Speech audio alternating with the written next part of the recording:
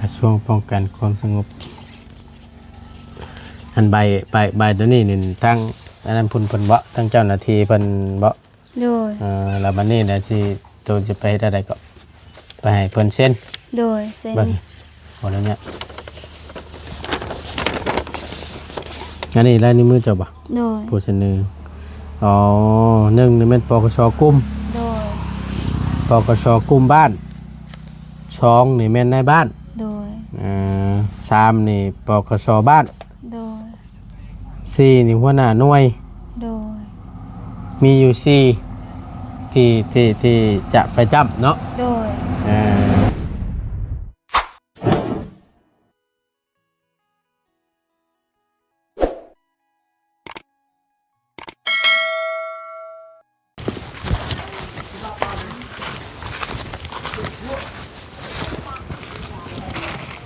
มาเบิ่งก่อนพี่น้องเอ้ยเมื่อวานนี่เพิ่นขุดอยู่นี่แหละเมื่อวานนี่บ่ฮู้ว่าพ่ออยู่บ่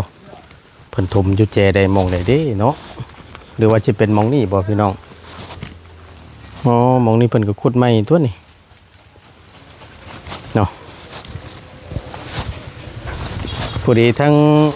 น้องเพิ่นลงไปเฮ็ดใบสมุนครัวเมื่อวานนี่ก็ได้พี่น้องบ่ฮู้ว่าไร่บ่หรือว่าจังใดเนาะทางน้องหลอกแค่หรือว่าทั้งน้องล่านี้เนาะเอาพี่น้องก็จะว่าห้อนว่าเอ้าแตะบาทนี่เนาะ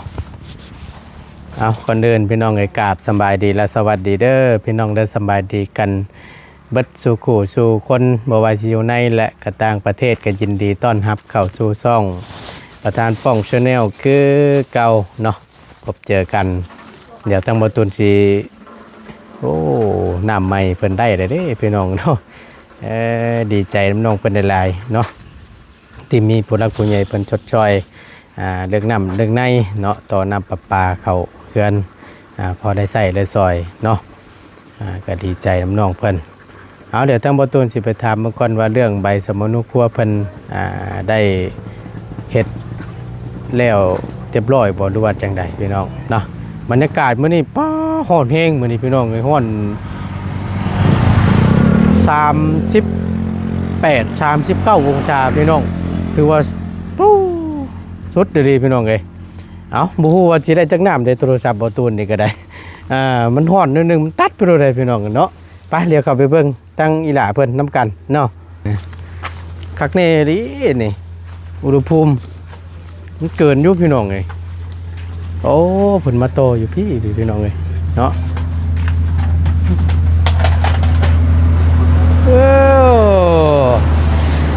ไปได้ไรเอ้ยสบายดีไปได้ไรน้ำไม่ไหลแห้งอยู่บ่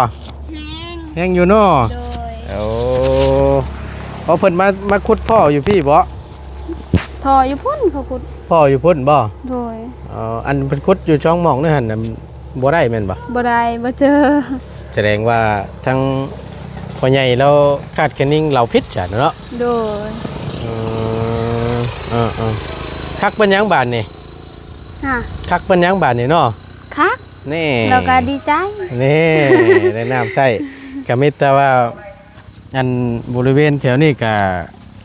เท่ากับนั่นบาทนี่มันบ่ได้มันอย่างนี้บาทกายกำลังเป่าโอ้ยพังจุดนั่นพี่น้องไงตกใจบัดทำเป่าอะไรตัวนี้ก็หาเนี้ยมาห้องน้องๆเนาะโดยเวลาเขาเปิดน้ำเปิดในแต่ว่านั่นก็มันจังบ่เปื้อนเนาะโดยอันนี้แช่ไว้อันนี้แม่เฮ็ดสมพักเด้บ่ได้ล้างก็เลยว่าสิแช่ไว้จังหน่อยว่าสิล้างขั้นชมพักใช้กระถางนี่บ่โดยโอ้ยคักแดดพี่น้องในบ้านนี่น้ำไรไผยังบ่สว่าง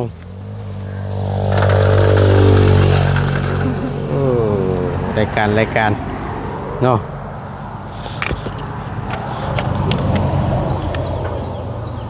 พี่ตรงปิเตอร์ปิดเปิดเป็นอยู่แล้วสมมติเวลาต่อแตกนี่กันเวลาต่อแตกต่ออย่างปิดเปิดเป็นอยู่แล้วว่าตัวนั้นบ่แม่นบ่เพิ่งเราบอกเมื่อกี้นี้จำได้อยู่บ่โดย ปิดหมุนไปทางใดเปิดหมุนไปทางใด บิดไปทางไหนบิดไปบิดมาแล้วจากทางใดเปิดจากทางใดปิดบิดไปเลย เมื่อวานนี่เห็นเราลองอยู่มุมนี้เราลองนะมุมนี้แม่นแล้วก็ไปลองอยู่พุทธจุดนั้น2จุดมาวัดอยู่หม่องนี้เนาะจังไรเนาะอ๋ออยู่พุ่นพี่น้องเอ้ยหลักๆเลยน่ะบ่แล้วเพิ่นวางท่อขึ้นมานี่บ่ โดย วางท่อเลาะมานี้มาเข้านี้ โดย มางอขึ้นนี่เป็นนั่นก๊อกน้ำอยู่นี้บัดนี่นะฮ้อนบ่ นอน เพื่ออะไรใครย่อยติเดี๋ยวเนาะฮ้อนแฮงได้มื้อนี้น้องเอ้ย กะบ่ได้ฮ้อนแต่ว่าน้องทุ่มมันนั่นเด้ ผมมันไดตุ่มมันบังเพิ่นกุดนะ โดย บ้าเจ้าจะเว้าได้มันบ่ฮ้อนแฮงอันนี้ยังซ้ำนี่ได้นี่น่ะมื้อนี้ บ่ยังมีลมเด้อ้าย ซ้ำเฮ้ยเบิ่งใส่เบิ่งลมอยู่หากแต่มันความร้อนมัน โดย เด้อใส่เบิ่งอุณหภูมิมันน่ะ12 โมงนี่38 องศาความร้อนน่ะ โดย บ่ายโมงบ่าย2บ่าย3 โมง39 องศา โดย ที่เข้า40 องศาแหละไอ้วะ ฮ้อนเนาะ แม่นถือว่าแดดจัดได้พี่น้องบ่ฮู้ว่าอยู่ฝั่งไทยอยู่ต่างประเทศเพิ่นสิฮ้อนคือกันแนวนี้อยู่บ่ โด อย ยู่สุดดีๆเนาะกินข้าวแล้วบ่ กินแล้ว ได้หยังกิน กินเครียด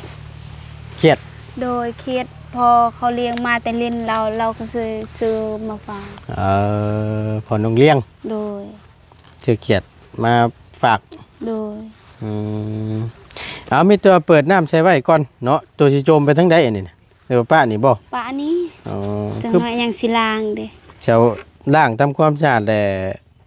สิไว้อันใส่น้ำใส่หยังนี่บ่ โดย อืมหอนไปน้องป้าตใช้ทางเงินยังบ่แล้วบ่กะหยังแล้วน่ะฮะ แล้วยามแต่เราใช้ทรายนั่นบ่ นี่เปื่อยอยู่ทางนั้น เออไปนั่งอยู่ห่มเดียวทั้งอันบ่ตูนจะถามน้องเพิ่นก่อนสักหน่อยหนึงเนาะ โดย พอดีมื้อนี้ก็บ่ได้ไปทางใดเนาะ บ่ว่าตอนแรงว่า ฮะ สิไปให้เราเซ็นหมดอันนั้นเด้ไปสนุกครัวให้ในบ้านแล้วก็กลุ่ม ยัง แล้วก็หน่วย อืม ปกสบ้าน ยังบ่ทันแล้ว ยัง เดี๋ยวไปรอบบ่ายเมื่อวานนี่เด้ โดยต้องให้แล้วเราเซ็นหมดกะไปทีเดียวนี่แล้วเลย อืม เอามามันแล้วแบบว่าลายเซ็นอีหยัง ในมือเห็น ใช่อยู่ใช่ เยือน เอาแม่งดีกว่าขึ้นทางเพื่อนนี่ก็บ่ได้แหละความร้อนนี่เนาะเออ สบายดีอาจารย์โดยสบายดี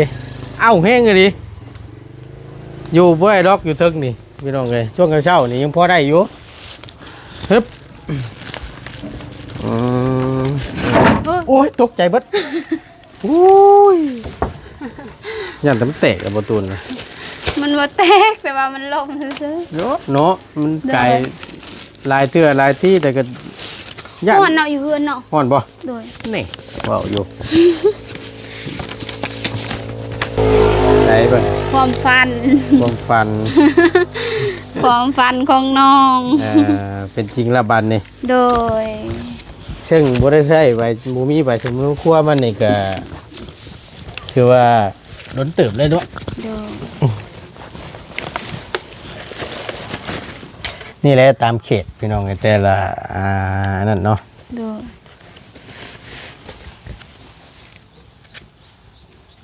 แต่นี่อันนี้บ่ที่น้องไปเอาเมื่อวานนี่ โดย อันนี้เนาะเด้อไอ้ขออนุญาตเบิ่งนำเลยนะ โดย มีเพื่อนนี่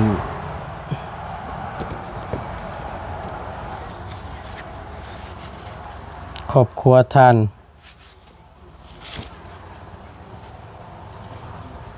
นางชายมีไซนามสกุลได้นี่เนาะ โดย นางชายนี่แม่นไผแม่เจ้าบ่ โดย เอา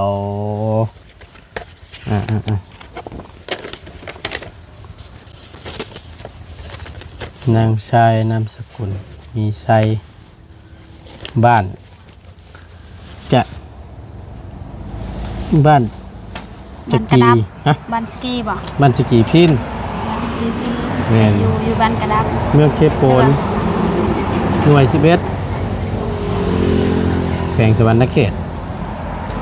จำนวนคนมีอยู่ในครอบครัว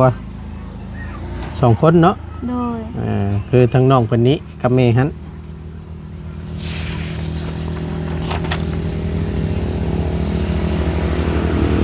รายชื่อที่ผู้ที่อยู่ณตอนนี้อยู่ในเรือน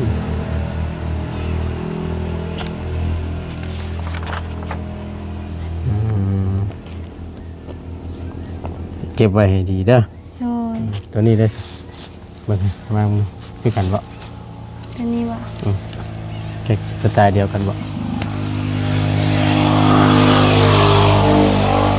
เพิ่มทะเบียนประวัติบุคคลมี2 เล่มบ่ถ้ามีแล้วนี่มันก็สะดวกสบายง่ายพี่น้องเพราะว่านางลามีไซคือเจ้านี้เนาะ โดย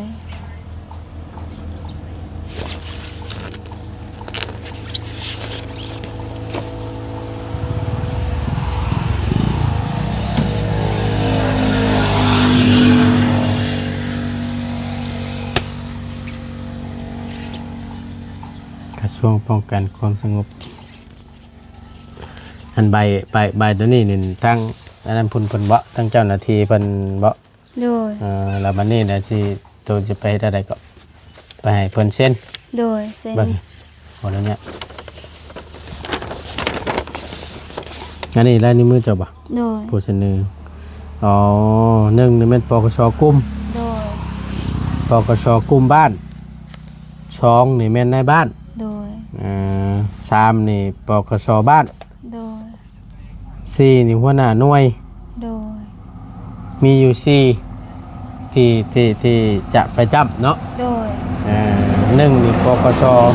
กลุ่มบ้าน2นี่นายบ้าน ต้องไปเซ็นตัวนี้ก่อนจึงเซ็นอันนี้เนาะแม่นบอกจักเซ็นตัวใดก่อนอันนี้นี่หรือว่าเซ็นในบ้านก่อนบ่เด้อกุมบ้านนี่บ่ แม่น กุมบ้านก่อนเนาะ กลุ่มบ้านนายบ้านนี่แหละไปกันระดับแรกกับแนะนำให้ไปในบ้านนี่ก่อนในบ้านเพิ่นสิแนะนำให้ดอกว่าก็ว่าเพิ่นบ่บอกเฮาก็ต้องถามเพิ่นว่าสมมุติในบ้านเช่นปุ๊บไปปกสกลุ่มบ้านก่อนบ่หรือว่าปกสบ้านก่อนหรือว่าหัวหน้าหน่วยเพิ่นสิบอกเองดอกว่าลายเส้น โดย ว่าเฮาต้องไปจุดใดนี่นะอันนี้ตามที่บ่ตูดคิดได้พี่น้องเองนะในบ้านนี่แหละก่อนแต่ว่าเพิ่นว่าเอาในบ้านลงลายลักษณ์อักษรปุ๊บไปปกสกลุ่มบ้านก่อนเด้อแล้วจังมาปกสบ้านแล้วจังมาหัวหน้าหน่วย หรือว่าเพิ่นสิแนะนำอยู่ดอกน้องเอ้ย โดย ตัวนี้นะถ้าว่าไล่ตัวนี้ปุ๊บเช่นตัวนี้ได้แล้วนะแม่นไปทางใดต่อบานจบเลยบ่หรือว่าแนวใด จบเลยฮะแล้วไปยืนอยู่ในเมืองคืนแล้วก็ได้ใบสโนว์ครัวตัวนั้นเลยตัวนี้เขายังก๊อปบ่ตัวนี้ ตัวก๊อปปี้ โดย ย่อยง่ายก็อยากได้ลายเช่นตัวนี่แหละปกสกลุ่มบ้านนายบ้านปกสบ้าน โดย หัวหน้าหน่วยนี่นะพี่น้องเนาะ3-4อย่างไล่จุดนี้แล้วก็แม่นไปยื่นบาดนี้ โดย ไปยื่นแล้วทั้งเมืองพุ่นแล้วเพิ่นสิออกใบสมุนทุกขั้วของแท้บาด โดย แต่คือว่าได้คือปกครองแหละดีแล้วเนาะเบิดไปเท่าไหร่แล้วล่ะ ไปเมื่อวานนี่บ่เอาให้เขา 5 เซนเก้า 509,000 โดย แต่ว่าอันนี้นี่เจ้าสิไปเช่นแต่สิไปยื่นเพิ่นเมื่อใด ตอนแรก ช่วงหนึ่งแดง โดย แต่ต้องท่าแบบว่าโทรถามในบ้านก่อนเนาะแบบว่าเข้าในบ้านก่อนดิ อยู่ใช้บ้านในบ้าน อยู่กุมบ้านนั่นแหละเราอยู่บ้านดง แล้วมันลงพวก โดย แบบว่าอยู่บ้านสกีเนี่ยเราลาออกเลยเด้ ต้องไปพุทธ โดย ไปพุ่นปุ๊บเซ็นมีแต่มีบ่เบื่อเพิ่น นี่เราจดให้เมื่อวานนี้ ในบ้านนั่นได้ โดยตอนน้องไปจำการเมื่อวานนี้ มีแต่ว่าตัวก็โทรนัดเพิ่น โดย ท่านก็โทรถามมึงเพิ่นก็ได้โทรถามมึงก่อน โดย ว่าเฮาต้องเข้าไปหาในบ้านคนบ่ว่านี่อันละให้แล้วเฮาสิเอาอันนี้ไปจ้ำให้ในเด้อว่านี่ได้ให้เพิ่นนัดเพื่อเพิ่นนัดเพื่อเพิ่นจะได้โทรหาทั้งอันนั้นนำแน่ปกสกลุ่มบ้านหรือว่าปกสบ้านนี่แหละเพื่อจังเทื่อเพิ่นมันยากเด้พี่น้องบางเทื่อเขาว่าถึกจังหวะเพิ่นอยู่พร้อมกันหรือว่าบ่ได้ไปทางใดนั่นก็ใครอยู่ โดย บางเทื่อก็ไปหันไปนี่แล้วกันมันยากนะพี่น้องจะยันมันจะบอลงโตในมือเดียวแล้วกับเพิ่นอยู่กับสาธุ โดย นะมันค่อนข้างจะแตกต่างกันคืออยู่ทางฝั่งไทยก็ได้เนาะ โดย ใส่เวลาในน้อยนึงมันอาจจะบ่ไวคือคิดนะแต่ก็ดีแล้วล่ะไล่มาในช่วงนี้แหละมีแต่ว่าขอลายเส้นจากอันนี้แหละกับไปยื่นเพิ่นการอนุมัติออกมาให้ เบิ่งคือยากแต่ว่าง่ายเบิ่งคือง่ายแต่ว่ายากเนาะ เพราะว่าก็สิบ่เกินคิดว่าน่าจะฮอดบ่เลย2ล้านเนาะจะเบิดว่าเบิดไปเท่าใดกองจริง600,000 บาท 500,000 สิเบิดอยู่บ่2ล้านเนาะบ่น่ามั้งเนาะ จักแล้วแต่ว่าค่าแบบว่าค่าน้ำมันค่าหยังอีกเนาะไปแบบว่ารายจุดแบบว่าเฮาต้องเอาเงินเอาให้เรากินน้ำกินน้ำให้ค่าเราเซ็น แม่นตัวนั้นแหละไล่ในส่วนตัวนั้นแหละในการน้ำมันเฮาบ่นั่นแหละเฮาเฮ็ดเฉพาะตัวนี้นะเบิดไป500,000ปลายแต่น้องเบิ่งอีกวันนี้เนาะว่าจะ เราก็ให้ในบ้านจำกาเมื่อวานนี้50,000 ครับ เราก็บอกอยู่ว่าให้แบบว่าตามที่อยากให้เราเว้าเห็นเราเสนอเงินบ่ได้แล้วว่า แล้วแต่เฮาแล้วแต่น้ำใจเฮาจะให้เพิ่นค่าน้ำค่าใน โดย แล้วแต่พี่น้องมันก็50นี่ก็ได้แล้ว โดย 50,000จำกาซื่อเนาะปรับนั่นแหละดีละเนาะดีใจน้ำละลายความฝันได้นี่พี่น้อง โดยความฝัน เพราะว่ามันหลายคนได้ที่ยังบ่ทันมีใบสมรสครัวนี่เนาะ โดยหลายคน ทั้งคือว่าโอ้น้องเมนน้องใจดีนี่เกิดคือกันบ่จะหมูมีกันบ่จักเนาะโอ้มีอยู่บ่ ผัวเรายันมีแต่ว่าเราเนี่ยยันบ่มียันบ่ได้เข้าเราหากะแบบว่ากลับคืนเราหากะกลับคืน ก็กลับเพื่อนมาเอากันนี่ติ โดย แต่ทางน้องของมีกันเนาะ มีเพื่อนเขาก็มี ครบปะนะ โดย ก็ดีคือกันพี่น้องเพราะว่ามันมีไว้แล้วดีแหละเฮ็ดนั่นเฮ็ดนี่มันก็จังสะดวกสบาย โดย นี่แหละ แต่ว่าฮูปเขายังบ่ได้ไปทายเขาเนาะแบบว่าใบสนโคเก่าเขา มาเห็นในครัวเก่าเอาคือว่าพ่อพี่น้องเลยไปลงไปอยู่ข้างล่างละบัวไหวแล้วฮ้อนละเอาแห้งดีพี่น้องเนาะไปนั่งโตลมอยู่ข้างล่างพุ่นแหละเป็นยังไงก็ได้เนาะชุดดี ฮอน เอาแห้งดีที่แรกนี่มันต่ำเนาะมันลดแหมลงว่าพี่น้องเผาลงก็ดีนะมันลอยป่ะ โดย ย่อโจหมอกจง ย้ายไปย้ายมาเด้เห็นว่าเฮาไปบนเดียวมันก็สิง่ายนิดนึง มีบ่บอลทางขึ้นกันโอเค บ่มี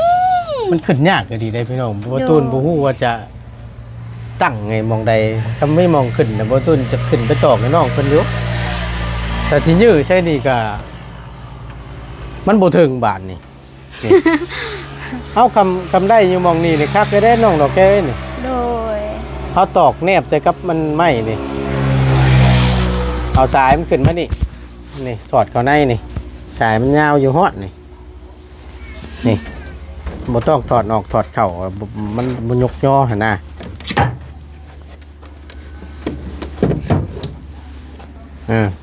แต่มันยื้อบ่ถึงบาดนี้น่ะจังได๋สิมีไม้มาคั่นไม้เปๆโอเคเอาไม้ไกลจากตัวนั้นมาหาตัวนี้นี่นี่ ถ้าว่าตัวนั้นมันหักเด้อ บ่ฮัก บ่กล้า นี่เอาไม้ สำหรับน้องบ่กล้าเด้อ เอาไม้ ยันมันลุใส่นั่นเรียบร้อยเลย เนาะแม่นละเบิ่งบ่ตูนสิ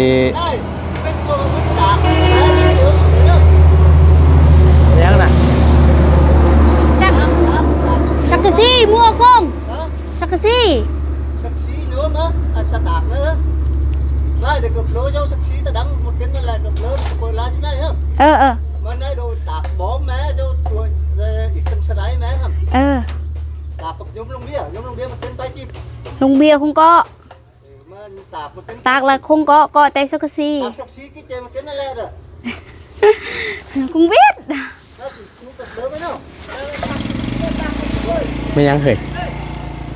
จ้า ฮะ เราว่าทำซื้อเล็ก ถามชื่อเด็ก โดยถ้ามีเล็กแบบ แต่เจ้าน่ะมีสังกะสี มีสักกะซี่ไปสิซื้อบ่ แล้วเพิ่นว่าเท่าใด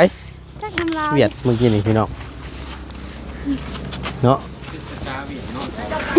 ส่วนเก่งใดนี่เนาะเฮ้ย บ่ได้เก่ง โอ้บ่ธรรมดาเด้นี่เอาคักๆนี่นะ เอาคักๆเอ เอง ชาวเวียดก็เป็น เป็นมักไปขายกล้วยเองเด้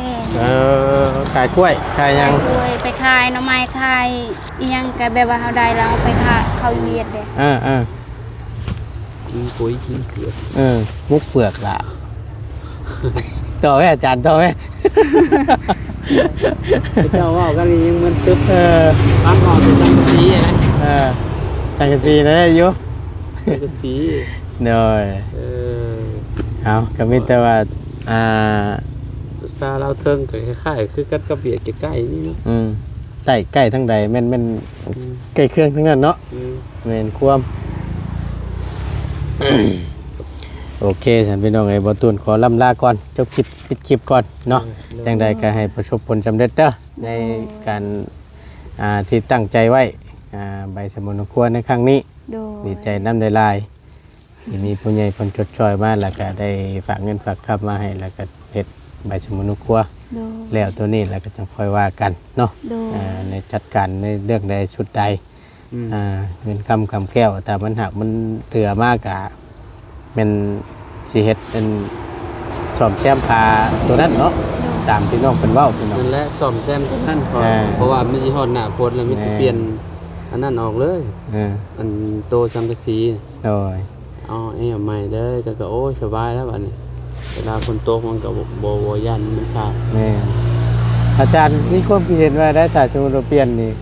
ไม่พาเชล่าสิบ่หรือว่าไม่แป้น แป้น แป้นเลยเนาะ แป้นเลย ถ้าความเก่งแห้งนี่แน่นอนแหละ แล้วมันก็ต้องพาอยู่แล้ว ต้องพาไม่อยู่แล้ว ขอไม้แบบนี้เนาะ แม่นแต่ว่านั้นใส่ความงามความเก่งแห้งอาจจะบ่ทนทาน โดย นะเอาเราจะว่ากันเนาะอยู่ดีมีแห้งไปลำลาระบาดในห้อนแต่พี่น้องเลย สบายดี โดยป้าห้อนอยู่เนาะอาจารย์เนาะ แม่นฮ้อนไป 39สงชาจะห้อนบ่ห้อนก่อนดอย แม่นล่ะ โอ้ไปพี่น้องเลยขอบคุณหลายๆลำลาแหละอยู่ดีมีแห้งพี่น้องสบายดีเด้อ